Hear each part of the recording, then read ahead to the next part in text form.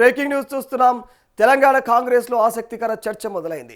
ముఖ్యమంత్రి కార్యాలయం రహస్యంగా నిర్వహిస్తున్నటువంటి నెలవారీ పనితీరు నివేదికలో రాష్ట్రంలోని 26 అసెంబ్లీ నియోజకవర్గాల పనితీరు బలహీనంగా ఉన్నట్లయితే ప్రచారం జరుగుతూ ఉంది. ప్రభుత్వ పథకాల అమలు, పార్టీ కార్యక్రమాలు, మరి ప్రజల్లో ఎమ్మెల్యేల పనితీరుపైన సమగ్రంగా నివేదికలు సిద్ధం చేసినట్లుగా అయితే సమాచారం. ఇదే నివేదిక ఆధారంగా వచ్చే ఎన్నికల్లో టికెట్లపైన కూడా ప్రభావం ఉండవచ్చుననేటువంటి చర్చ రాజకీయ వర్గాల్లో సాగుతుంది.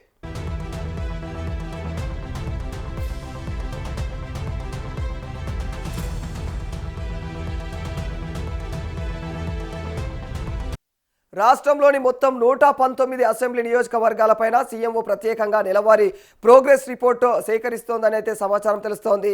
మరి అధికారుల నివేదికలతో పాటు ఇంటెలిజెన్స్ ఇన్పుట్స్, ఇంకా మరి ప్రైవేట్ సర్వేలు, క్షేత్రస్థాయి ఫీడ్బ్యాక్ ఆధారంగా ఎమ్మెల్యేల పనితీరును మరి విశ్లేషిస్తున్నట్టుగా అయితే తెలుస్తోంది.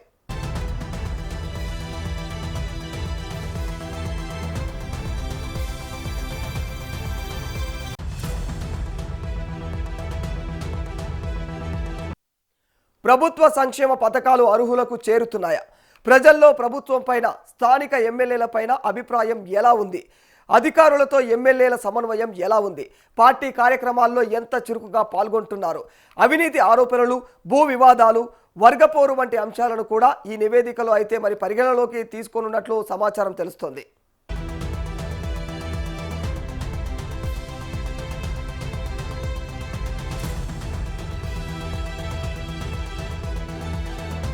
ప్రాథమిక నివేదికల ప్రకారం 26 నియోజకవర్గాల్లో పనితీరు మరి ఆశించినటువంటి స్థాయిలో అయితే లేదని గుర్తించినట్లుగా ప్రచారం జరుగుతోంది. కొన్ని చోట్ల ప్రభుత్వ పథకాల ప్రచారం ఉన్నప్పటికీ కూడా క్షేత్రస్థాయిలో అమలు బలహీనంగా ఉందని చెప్పేసి సమాచారం అందుతోంది. మరికొన్ని చోట్ల ఎమ్మెల్యేలు, అధికారుల మధ్య కూడా సమన్వయం లోపం, పాత కొత్త నేతల మధ్య విభేదాలు పార్టీకి ఇబ్బందిగా మారినట్లుగా అయితే నివేదికల్లో ప్రస్తావించినట్లుగా తెలుస్తోంది.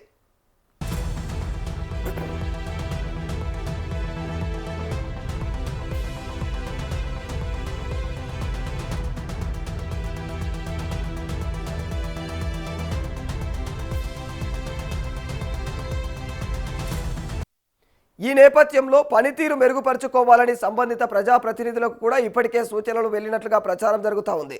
మరి రాబోయే ఏడాది ప్రభుత్వానికి, పార్టీకి అత్యంత కీలకమని, ప్రజల్లో నిరంతరం ఉంటూ కూడా ప్రభుత్వ పథకాలను సమర్థవంతంగా అమలు చేసినటువంటి వారికే భవిష్యత్తులో ప్రాధాన్యం ఉంటుందని అయితే పార్టీ వర్గాల్లో చర్చ నడుస్తూ ఉంది.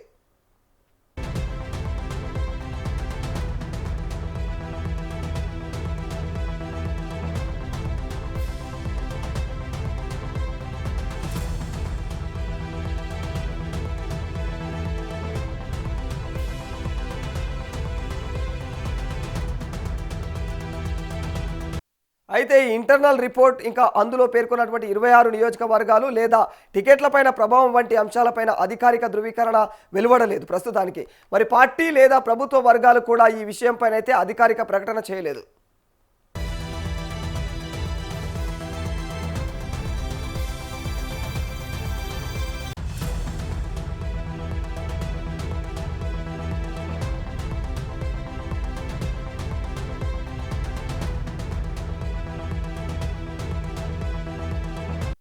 అధికారికంగా ఎలాంటి ప్రకటన లేకపోయినా ఈ సీక్రెట్ సర్వే చుట్టూ కూడా రాజకీయ చర్చ మాత్రం జోరుగా సాగుతోంది.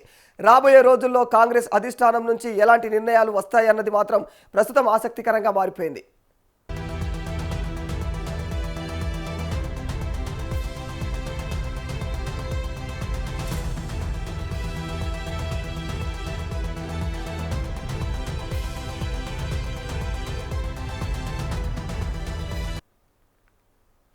రైట్, మరి ఇదే అంశానికి సంబంధించి మరింత సమాచారం మా ప్రతినిధి బబిత అందిస్తారు. బబిత, అసలు ఏం జరుగుతుంది? అంటే 119 అసెంబ్లీ నియోజకవర్గాల్లో సీక్రెట్ సర్వే చేపట్టినట్లుగా తెలుస్తోంది. అందులో భాగంగా 26 అసెంబ్లీ నియోజకవర్గాలు చాలా అంటే రెడ్ జోన్లో ఉన్నట్టుగా కూడా తెలుస్తూ ఉంది. మరి దీనికి సంబంధించినటువంటి అప్డేట్ ఏంటి బబిత? ఎస్ రాధాకృష్ణ, అంటే వాస్తవానికి కాంగ్రెస్ అధికారంలోకి వచ్చినప్పటి నుంచి కూడా ప్రజాపాలన, సంక్షేమ పథకాల డెలివరీపై అయితే ప్రత్యేక ఫోకస్ పెట్టారు ముఖ్యమంత్రి. అయితే కేవలం అధికారుల మాటలు, వివరాలను, రిపోర్ట్లను నమ్మడం అయితే ఆయన అసలు నమ్మట్లేదు. అయితే క్షేత్రస్థాయిలో అసలు ఏం జరుగుతుందో తెలుసుకోవడానికి ఏజెన్సీలతో పాటు సీఎంఓ ద్వారా కూడా ఇంటెలిజెన్స్ అండ్ అలాగే ప్రైవేట్ సర్వేల రూపంలో కూడా నిరంతరం ఆయన నిఘా పెట్టినట్టుగానే తెలుస్తోంది. అయితే ప్రజాపాలన దరఖాస్తులు, సంక్షేమ పథకాల పంపిణీ అర్హులకు సక్రమంగా అందుతుందా లేదా అంటే దాంట్లో ఏమైనా లూప్ హోల్స్ ఉన్నాయా అండ్ ప్రభుత్వంపై స్థానిక ఎమ్మెల్యేలపై ప్రజల్లో ఉన్న అంటే పాజిటివిటీస్ ఎట్లా ఉన్నాయి, అలాగే నెగటివిటీస్ ఎంతవరకు ఉన్నాయని కూడా ఆయన ఆరాధిస్తున్నారు. అండ్ నియోజకవర్గాల్లో కలెక్టరేట్లు, తహసీల్దార్లు, పోలీసులు ప్రజలకి నిజంగానే అందుబాటులో ఉంటున్నారా అండ్ ఎమ్మెల్యేల ఒత్తిళ్లకు తలొగ్గుతున్నారా లేక నిజంగానే సమన్వయంతో వెళ్తున్నారా అండ్ ఇటీవల కాలంలో పార్టీలోకి వచ్చిన కొత్త నేతలకు అంటే మొదటి నుంచి జెండా మోసిన పాత క్యాడర్ల మధ్య సమన్వయం ఉందా లేక గ్రూప్ రాజకీయాలు ఏమైనా నడుస్తున్నాయా అని కూడా ఆయన ఆరాధిస్తున్నారు. అండ్ మోర్ ఓవర్ అధిష్టానం పిలుపునిచ్చే నిరసనలు, సంబరాలు అండ్ పార్టీ సభ్యత్వాలు, ఇతర కార్యక్రమాలను ఎమ్మెల్యేలు ఎంత సీరియస్ గా తీసుకుంటున్నారు అండ్ స్థానికంగా ఎమ్మెల్యేలపై అవినీతి ఆరోపణలు ఉన్నాయా అండ్ భూ కబ్జాలు అండ్ మోర్ ఓవర్ వాళ్ళ అనుచరులు ఎవరైనా అత్యుత్సాహం వంటివి కొనసాగిస్తున్నారా అని చాలా అంశాలపై అయితే సంపూర్ణంగా సర్వేల ద్వారా డేటా అయితే సేకరిస్తున్నారు. అండ్ మొత్తం 119 స్థానాల్లో సీఎంఓ సేకరించిన ప్రాథమిక నివేదికల ప్రకారమే సుమారు 26 అసెంబ్లీ సెగ్మెంట్ల పరిస్థితి కాస్త వీక్ గా ఉన్నట్టయితే తేలింది. ఇక ఆయా నియోజకవర్గాల్లో ప్రభుత్వ పథకాల ప్రచారం బాగున్నా కూడా అంటే క్షేత్రస్థాయిలో డెలివరీ సిస్టమ్ వీక్ గా ఉన్నట్టు కూడా గుర్తించారు. ఇక కొన్ని చోట్లయితే ఎమ్మెల్యేల పోకడలు అలాగే అధికారులతో సమన్వయ లోపం వల్ల పనులు కూడా నిలిచిపోయాయని కూడా ఆయన వరకు చేరాయి. అయితే మరికొన్ని చోట్ల కొత్త వర్సెస్ పాత నేతల వర్గపోరు పతాక స్థాయికి చేరి క్యాడర్ లో చాలా డిసప్పాయింట్మెంట్ ని నింపిందని నివేదికలు అయితే స్పష్టం చేశాయి. అండ్ మరికొన్ని చోట్ల కూడా తమకు పదవులు రాలేదని, కాంట్రాక్టులు అలాగే ఆశించిన స్థాయిలో పనులు జరగడం లేదని కూడా కొందరు లీడర్లు పార్టీలో ఉంటూనే నిర్లక్ష్యం చేస్తున్నట్లు కూడా గుర్తించారు. ఇక దీని వల్ల ప్రభుత్వానికే మచ్చ వచ్చే ప్రమాదం ఉందని అధిష్టానం గుర్తించింది. అంటే ఈ మంత్లీ రిపోర్ట్ల ఆధారంగా సీఎంఓ ఇప్పటికే ఒక స్పష్టమైన యాక్షన్ ప్లాన్ సిద్ధం చేసినట్టుగా కూడా తెలుస్తోంది. అయితే పనితీరు మార్చుకొని కొందరు ఎమ్మెల్యేలు, ముఖ్య నేతలకు సున్నితంగానే క్లాస్ పీకినట్లుగా కూడా ప్రచారం జరుగుతోంది. రాధాకృష్ణ, సరే, మరి నిజంగా ఇప్పుడు ఈ సర్వే నిజమే అయితే మరి వచ్చే అసెంబ్లీ ఎన్నికల్లో దీని ప్రభావం ఎంత మేరకు ఉండనుంది నాయకులపైన?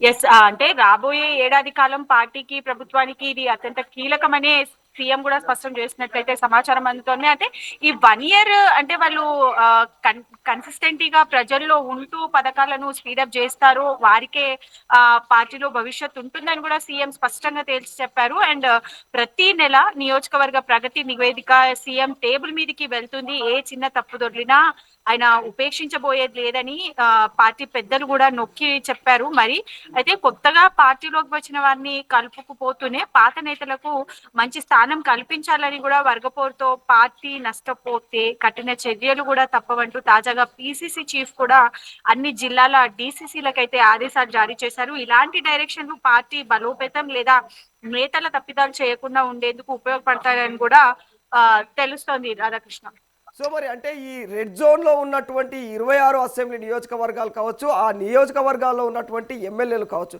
వాళ్ళకి సంబంధించినటువంటి అప్డేట్స్ ఏమైనా బయటపడ్డాయా? ఎస్ రాధాకృష్ణ, యాక్చువల్ గా దీని గురించి కూడా డిస్కషన్స్ జరుగుతున్నాయి గాంధీ భవన్ లో. అండ్ మోర్ ఓవర్ అన్ని జిల్లాల్లోనూ అండ్ అన్ని డిస్ట్రిక్ట్స్ లోనూ కూడా చాలా వరకు పాజిటివిటీయే కనిపిస్తుంది. ఎక్కడో కొన్ని చోట్ల కొంచెం అటు ఇటుగా అవకతవకలు కనిపిస్తున్నాయి అండ్ కొంచెం లేజీగా ఉన్నారు లీడర్స్. వాళ్ళకి కూడా పిసిసి దగ్గర నుంచి కావచ్చు లేదా ఏఐసిసి నుంచి కూడా వాళ్ళకి గట్టిగానే స్ట్రాంగ్ వార్నింగ్స్ అయితే వెళ్తున్నట్టుగా తెలుస్తుంది. Right, thank you Babita. So ఓవరాల్గా అంటే కాంగ్రెస్లో అయితే ఇదొక మరి హాట్ టాపిక్గానే మారిపోయింది. కాంగ్రెస్లో ఉన్నటువంటి 119 నియోజకవర్గాల్లో ఏవైతే అసెంబ్లీ నియోజకవర్గాలు ఉన్నాయో ఈ అసెంబ్లీ నియోజకవర్గాలపైన స్పెషల్గా మరి సీఎంఓ కూడా ఫోకస్ పెట్టినట్టు తెలుస్తోంది. సీక్రెట్ సర్వేలు నిర్వహిస్తున్నారు, ప్రైవేటు ఇంటెలిజెన్స్లు కూడా అక్కడ దానిపైన పనిచేస్తున్నట్టు తెలుస్తోంది. ఇవన్నీ కూడా ప్రస్తుతం అయితే నియోజకవర్గ స్థాయిలో ఉన్నటువంటి ఎమ్మెల్యేలకు ప్రతి ఒక్కరికి కూడా ఇప్పుడు వాళ్ళ గుండెల్లో రైలు పరిగెడుతున్నాయని చెప్పాలి. ఎందుకంటే వారు చేసేటువంటి పనితీరు ఏ విధంగా ఉంది, పథకాల అమలు విధానంలో వాళ్ళు నియోజకవర్గ స్థాయిలో ఎలా పనిచేస్తూ ఉన్నారు, నియోజకవర్గ స్థాయి రాజకీయ నాయకులతో వీళ్ళు ఏ విధంగా మెలుగుతా ఉన్నారు, అదే కాకుండా మరి ఆ నియోజకవర్గంలో అధికారులతో వీళ్ళు ముఖ్యంగా ఎలా మెలుగుతా ఉన్నారు అనేటి కీలకమైనటువంటి అంశాలను అయితే ప్రభుత్వం పరిగణలోకి తీసుకొని ఈ సీక్రెట్ సర్వేని అయితే ప్రస్తుతం మెయింటైన్ చేస్తున్నట్టు తెలుస్తూ ఉంది. ఒకవేళ కనుక ఈ సీక్రెట్ సర్వేలో ఎవరెవరైతే రెడ్ జోన్లోకి వస్తారో వాళ్ళకు ఖచ్చితంగా అయితే రానున్న అసెంబ్లీ ఎలక్షన్లో అయితే ఒక థ్రెట్ ఉండే అవకాశమే ఉంటుంది. ఎందుకంటే వాళ్ళకు టికెట్లు ఇచ్చే అవకాశాలు ఖచ్చితంగా ససేమిరా ఉండవే అనే చెప్పకనే చెప్తున్నట్టు తెలుస్తూ ఉంది. ఎవరైతే ఇప్పుడు ప్రస్తుతం వాళ్ళ పనితీరు మెరుగుగా చూపిస్తూ ఉన్నారో నియోజకవర్గ స్థాయిలో ఖచ్చితంగా ఆ ఎమ్మెల్యేలకైతే మరి నెక్స్ట్ టికెట్లు మరి ఆశాభావులు ఎక్స్పెక్ట్ చేయొచ్చు ఖచ్చితంగా అన్న కోణంలో కూడా ఒక హింట్ ఇస్తూ ఉంది ప్రభుత్వం. మొత్తానికి ఈ వ్యవహారం అయితే సీక్రెట్ సర్వే రూపంలో మరి ప్రస్తుతం రాజకీయ చర్చకు దారితీసింది. ప్రస్తుతం అయితే మరి రాబోయే రోజుల్లో కాంగ్రెస్ అధిష్టానం నుంచి దీని నుంచి ఎలాంటి నిర్ణయాలు వస్తాయనేది మాత్రం ప్రస్తుతం అయితే ఆసక్తికరంగా మారిపోయింది.